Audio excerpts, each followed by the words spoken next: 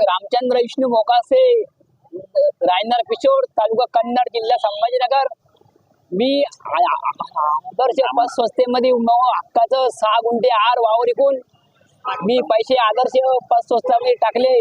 त्याबद्दल सरकारने आम्हाला न्याय द्यावा आणि आमचे हक्काचे पैसे हे मिळवून द्यावा। मी एवढंच सरकारला विनंती करणार आहे, सरकारने आमची दखल घ्यावा आणि आमचे आदर्शचे हक्काचे पैसे हे द्यावा।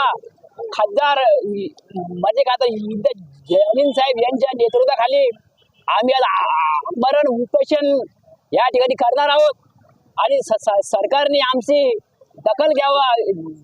जिल्हाधिकारी कलेक्टर साहेब यांनी सुद्धा आमची दखल घेऊन आम्हाला आमचे पैसे ठेवीदारचे पैसे मिळवून द्यावे।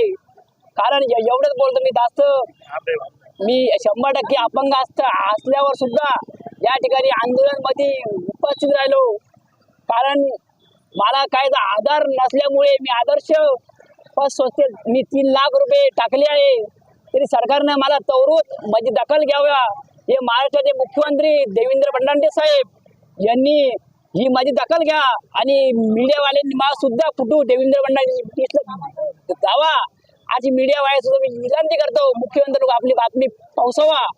म्हणून मी एवढं बोलतो, मुख्यमंत्री साहेबांनी आमची दखल घेऊन आम्हाला न्याय द्यावा।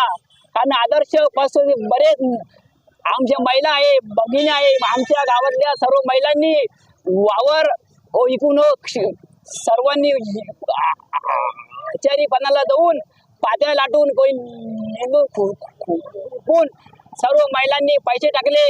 त्यावर सर्व महिलांचे पैसे या सरकारने द्यावा।